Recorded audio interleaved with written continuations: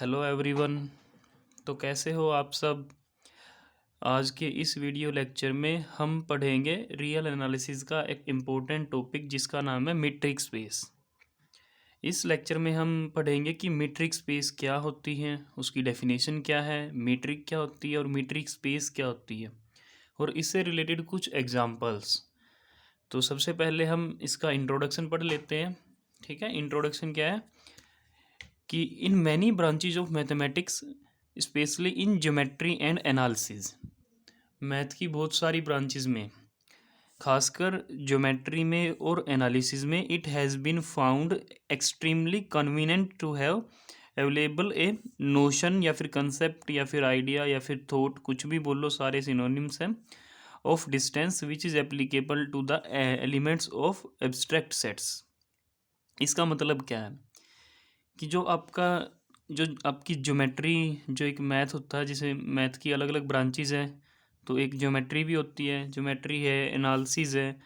तो इनमें एक ऐसा कंसेप्ट हमें चाहिए होता है जिसका यूज़ करके हम डिस्टेंस को मेज़र कर सकें। ठीक है, तो यहाँ पे हमें एक नोशन या फिर कंसेप्ट, आइडिया, कुछ भी बोलो, एक ऐसा कंसेप्ट हमें चाहिए होता है जिसका हम यूज़ करके एलिमेंट्स के बीच में डिस्टेंसेस निकाल सके। ठीक है, और ये यहाँ पे जो बात करेंगे हम एब्स्ट्रैक्ट सेट्स की बात करेंगे। अब तक तो हमने रियल लाइन के ऊपर डिस्टेंस मेज़र करी है बचपन से आज तक, है ना। डिस्टेंसेस निकाल ली हैं हमने रियल लाइन के ऊपर, किन्हीं भी दो पॉइंट्स के बीच में, या फिर हमने 2D प्लेन में डिस्टेंसेस निकाल ली है, या फिर 3D में भी डिस्टेंसेस निकाल ली हैं, वहाँ पे डिस्टेंस फॉर्मूले पड़े हैं। ठीक है, जैसे अगर 2D में हम बात करें तो x2 माइनस x1 का whole square plus y2 minus y1 का होल स्केयर, है ना। 3D में एक कंपोनेंट और ऐड कर देते हैं, z2 माइनस z1 का होल स्केयर भी ऐड कर देते हैं, और सारे का स्क्वायर रूट। ठीक है, तो ये सब चीज़ें हमने मतलब रियल उसमें अप्लाई करी हैं। ठीक है, बट अगर एब्स्ट्रैक्ट सेट्स में डिस्टेंसेस निकालने की बात करें, एब्स्ट्रैक्ट सेट्स का मतलब ऐसे सेट जिनको देखा नहीं जा सकता, जिनको केवल फील किया जा सकता है, वो वाले सेट्स, जिनको सोचा समझा जा सकता है, ऐसे प्रैक्टिकली नहीं दिखेंगे वो। तो एब्स्ट्रैक्ट सेट्स जैसे कोई सेट आप बना लो जिसके अंदर आप सीक्वेंसेस डाल दो, है ना। एक ऐसा सेट बना लो जिसके अंदर आप फंक्शंस डाल दो। तो इस टाइप के सेट्स में भी डिस्टेंस का कंसेप्ट अप्लाई किया जा सकता है, वहाँ पे भी डिस्टेंसेस निकाल ली जा सकती हैं एलिमेंट के बीच। तो वहाँ पे डिस्टेंस निकालने के लिए जो कंसेप्ट हम यूज़ करेंगे वो मीट्रिक होगा, मीट्रिक स्पेस का जो कंसेप्ट है वो वहाँ पे अप्लाई होगा। तो ए मीट्रिक स्पेस इज़ नथिंग। तो मीट्रिक स्पेस क्या होती है?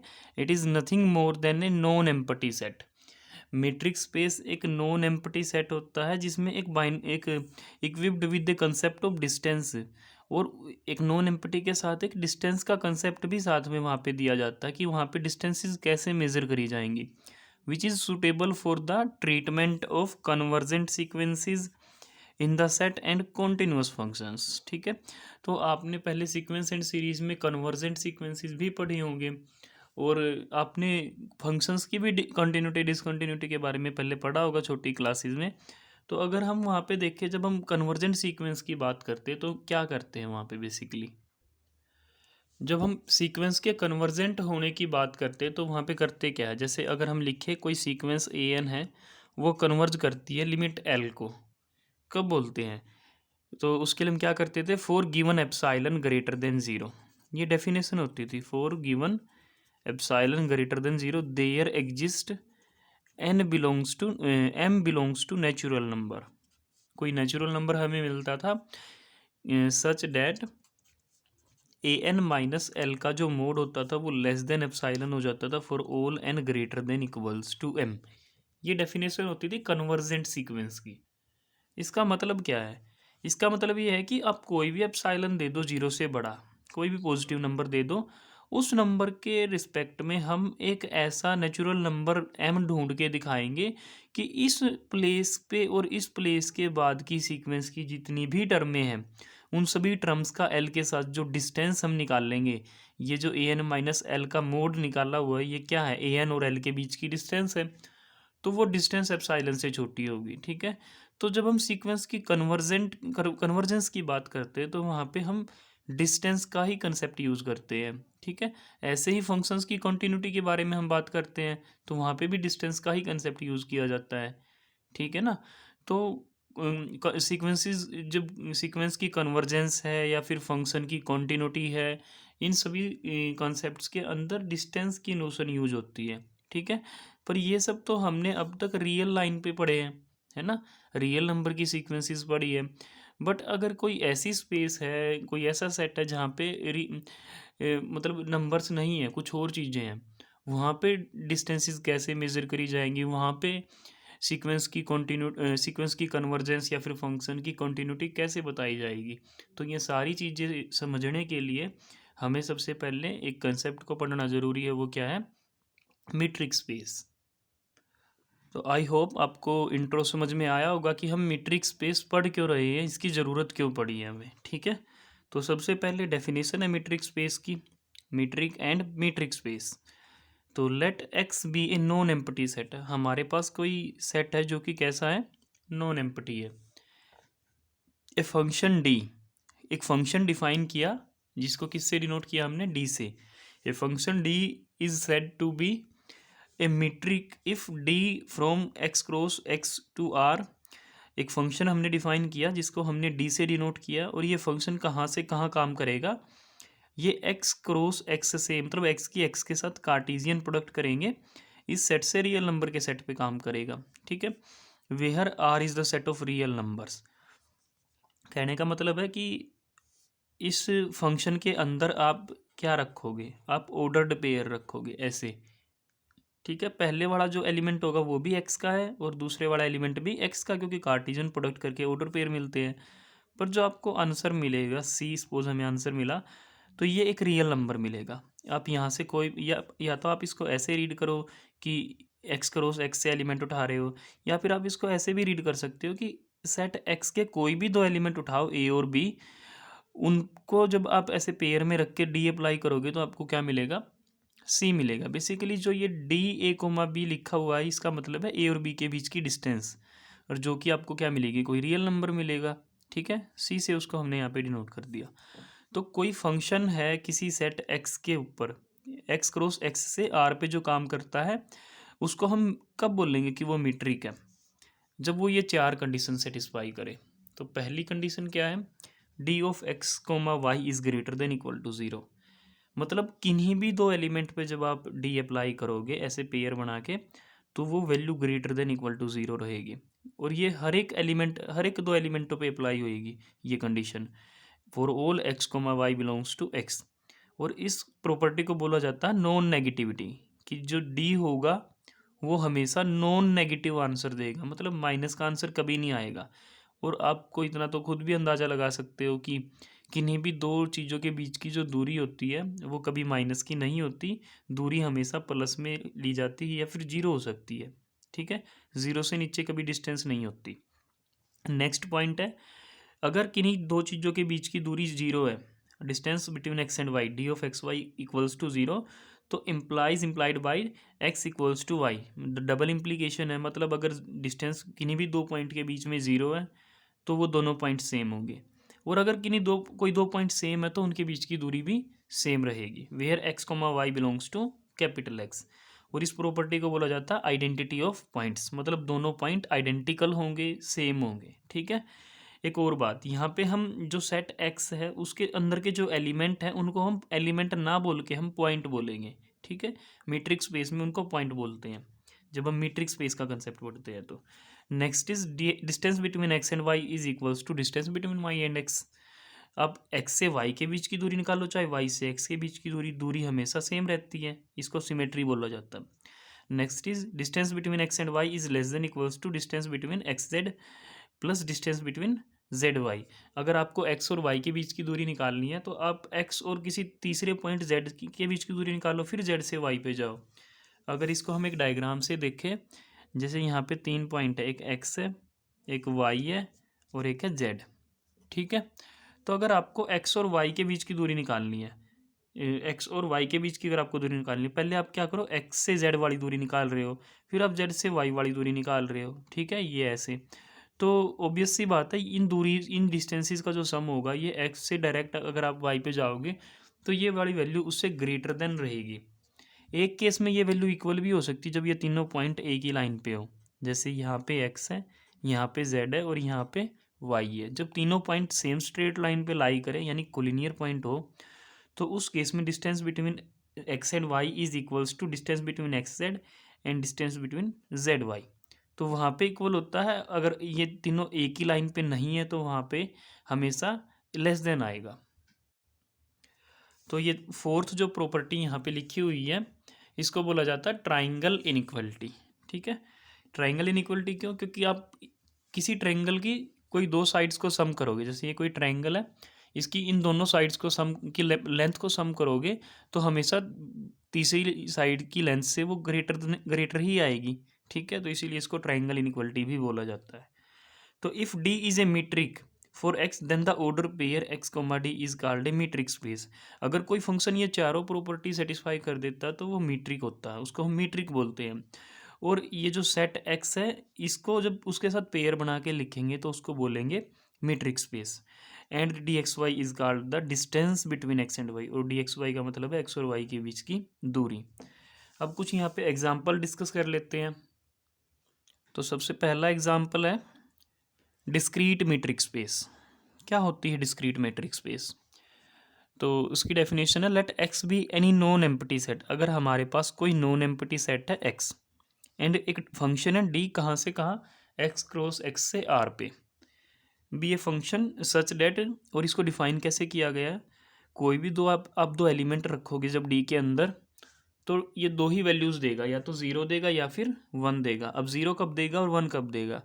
अगर दोनों वैल्यूज़ सेम रखी है आपने तो ये ज़ीरो देगा। अगर आपने दोनों वैल्यू डिफरेंट रखी है तो ये वन वैल्यू देगा आपको। ठीक है, तो डी की वर्किंग हमें समझ में आ गई है। सेम एलिमेंट्स पे तो ज़ीरो आंसर देता है और डिफरेंट एलिमेंट्स पे वन आंसर देगा। Here x comma d is a metric space. तो हमें यहाँ पे प्रूफ करना है कि जो ये एक्स कोमा डी है ये मीट्रिक स्पेस है और डी एक मीट्रिक है। ठीक है, तो चलिए पहले इसका प्रूफ, या फिर प्रूफ को बाद में कर लेंगे, पहले एक बार इनकी बस डेफिनेशंस देख लेते हैं कि किस किस टाइप की मीट्रिक और मैट्रिक स्पेस बन सकती है।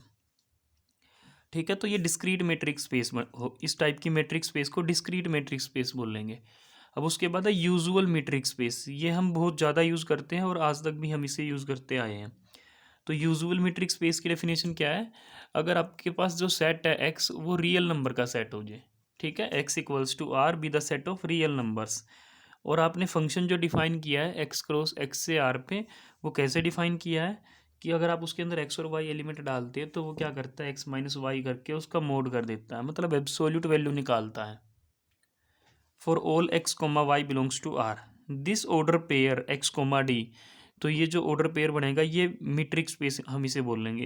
इसका जो प्रूफ है ये मीट्रिक स्पेस क्यों है या मीट्रिक क्यों है ये हम थोड़ी देर बाद करेंगे। पहले बस इनको खाली एक इनकी हम इनको देख लेते हैं कि क्या क्या एग्जांपल्स हो सकते हैं मीट्रिक और मीट्रिक स्पेस के। तो नेक्स्ट एग्जांपल है यूक्लिडियन मीट्रिक स्पेस का। तो यहाँ पे हमने क्या किया, जो सेट हमने लिया वो आर की पावर एन लिया है। आर की पावर एन का मतलब है set of ordered n tuples. ठीक है, इसमें हर एक एलिमेंट में एन कंपोनेंट्स होंगे with the set of n tuples of all real numbers, और हर एक कंपोनेंट के अंदर रियल नंबर मिलेगा आपको। For a fixed n belongs to natural number. जो ये एन है ये फिक्स रहेगा, कोई भी नेचुरल नंबर होगा, ये 1 2 3 कुछ भी हो सकता है। Let d be a function such that. और जो डी है वो कैसे डिफाइन किया गया है, D of x comma Y equals to summation X I minus Y I का whole square, I running from 1 to n और सारे की पावर 1/2, जहाँ पे एक्स की वैल्यू है x1 x2 xn और y की वैल्यू है y1 y2 yn। ठीक है, और एक्स वाई आर एन के एलिमेंट हैं और ये x1 x2 xn y1 y2 yn ये सारे रियल नंबर्स हैं। तो ये जो पेयर यहाँ पे लिखा है आर एन कोमा डी ये भी एक मैट्रिक्स स्पेस बनेगा। तो यहाँ पे नीचे कुछ और भी एग्जांपल्स लिखे हुए हैं। ठीक है, हम अब इनके ना सारे इन सभी एग्जांपल्स के प्रूफ करेंगे अभी एक एक करके हर एक एग्जांपल का। तो चलिए स्टार्ट करते हैं सबसे पहले डिस्क्रीट मैट्रिक्स स्पेस से, इसका हम प्रूफ करेंगे। तो डिस्क्रीट मैट्रिक्स स्पेस जैसा कि हमने अभी डिस्कस किया था, वहाँ पे x कोई भी नॉन एम्प्टी सेट हो सकता, let x be an arbitrary non empty set. और जो फंक्शन उसमें डिफाइन किया जाता है d, वो केवल दो ही वैल्यू हमें देगा, या तो 0 या फिर 1। ठीक है। अब अगर हम इसमें सेम सेम एलिमेंट डालेंगे, मतलब ये जो x और y हमने यहाँ पे डाले हैं, अगर ये इक्वल है तो ये 0 देगा, अगर ये नॉट इक्वल है तो ये 1 देगा। अब हम दिखाएंगे कि ये मीट्रिक कैसे बनता है। सबसे पहली बात, वो चार प्रॉपर्टीज़ हमें यहाँ पे बारी बारी से सेटिस्फाई करानी है। सबसे पहले देखो, मैंने लिखा कि clearly d of x y is greater than equal to 0। ऐसा क्यों? देखो, डी एक्स वाई केवल दो ही वैल्यूज़ हमें यहाँ पे मिलेगी डी एक्स वाई में, या तो 0 या फिर 1। और आप बोल सकते दोनों वैल्यू या तो 0 या 0 से बड़ी है, तो by definition of d x y ये प्रॉपर्टी सेटिस्फाई होगी। नेक्स्ट क्या है, अगर डी एक्स वाई 0 है, अगर डी एक्स वाई 0 है तो हमें पता है एक्स और वाई सेम सेम होंगे, है ना। और अगर एक्स वाई सेम सेम है तो डी एक्स वाई 0 हो जाएगा, क्योंकि अगर एक्स वाई अलग अलग है, for x not equal to y then d x Y equals to 1 which is not equals to 0। तो अलग अलग पे सेम वैल्यू नहीं देगा। सेकंड प्रॉपर्टी सेटिस्फाइड है। Third property, d x y की वैल्यू या तो देखो 0 है या फिर 1 है। अब ये किसके ऊपर डिपेंड है कि एक्स वाई सेम है तो 0 है, अगर अलग है तो 1 है। अब ये मैटर नहीं करता कि आप इनको आगे पीछे कर दो, उससे कोई फ़र्क नहीं पड़ता। डी वाई एक्स भी क्या वैल्यू देगा? 0 ही देगा, कब? जब एक्स और वाई सेम होंगे। और डी वाई एक्स 1 देगा, कब? जब एक्स और वाई नॉट इक्वल होंगे। तो थर्ड प्रॉपर्टी भी सेटिस्फाइड है। ठीक है। अब है फोर्थ प्रॉपर्टी। फोर्थ प्रॉपर्टी में क्या है कि यहाँ पे ना 3 केसेस, मतलब अलग अलग केसेस है, 5 केसेस यहाँ पे अराइज होते हैं। वो एक्स वाई और जेड तीनों की वैल्यूज़ पे डिपेंड करते हैं। पहला क्या है कि क्या पता तीनों वैल्यू सेम रखें हम, एक्स वाई जेड। क्या पता एक्स और वाई सेम रखें, जेड अलग रख दें। क्या पता एक्स और वाई अलग अलग हो, जेड से वाई और जेड सेम सेम हो। ठीक है। क्या पता एक्स और जेड सेम सेम है, जेड और वाई अलग अलग है। क्या पता तीनों ही अलग है। ठीक है। तो ये ऐसे 5 केसेस बनाए हैं, हम बारी बारी से पाँचों केसेस को पढ़ेंगे। अगर एक्स वाई जेड तीनों सेम है, इसका मतलब डी एक्स वाई भी 0 हो जाएगा, डी एक्स जेड भी 0 हो जाएगा और डी जेड वाई भी 0 हो जाएगा। तो हम इजीली बोल सकते हैं d of x Y equals to d of x z plus d of z y, है ना, क्योंकि तीनों को ऐड करके इन दोनों को ऐड करके 0 ही मिलेगा, जो कि इस 0 के इक्वल हो जाएगा। अगर एक्स और वाई सेम है, वाई और जेड अलग है, तो इसका मतलब एक्स और जेड भी अलग अलग हो जाएंगे, है ना। तो डी ऑफ एक्स वाई क्या हो गया? 0, क्योंकि दोनों सेम है। और डी ऑफ एक्स जेड 1 हो जाएगा क्योंकि डिफरेंट है, डी ऑफ जेड वाई भी 1 हो जाएगा क्योंकि ये भी डिफरेंट है। अब इसको अगर हम चेक करें, डी ऑफ एक्स वाई वो लेस देन रहेगा d of x z plus d of z y. क्यों? क्योंकि डी एक्स वाई तो 0 है और ये दोनों 1 1 है, और 1 + 1 2 हो जाएगा, 2 0 से स्ट्रिक्टली ग्रेटर देन होता है। ऐसे ही फिर यहाँ पे x not equal to y का केस है, फिर z not equal to y है। ठीक है। और लास्ट केस क्या है? एक्स वाई जेड तीनों ही डिस्टिंक्ट है। ठीक है। तो वहाँ पे क्या होएगा? तीनों की वैल्यूज़ 1 1 आएंगी, और फिर हम इजीली बोल सकते हैं कि therefore d x y is less than d x z comma plus d z y. ठीक है।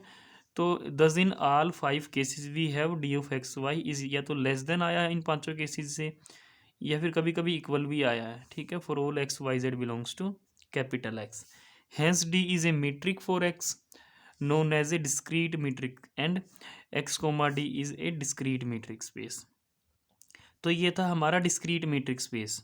अब इसमें एक नोट है कि this example shows that every non empty set can be regarded as a metric space. इस example से हमें इतना समझ में आया कि आप कोई भी नॉन एम्प्टी सेट लेके आओ, उसको हम डिस्क्रीट मैट्रिक स्पेस बना सकते हैं। सेम सेम एलिमेंट को 0 वैल्यू देंगे अगर उसको डी में रखेंगे, और अलग अलग एलिमेंट पे 1 वैल्यू दे देंगे। बाकी सारी प्रॉपर्टीज यहाँ पे हमने सेटिस्फाई कर ही दी है। तो ये था डिस्क्रीट मैट्रिक स्पेस का एग्जाम्पल। तो बाकी के एग्जाम्पल हम आगे वाली वीडियोज़ में करेंगे। Thanks for watching.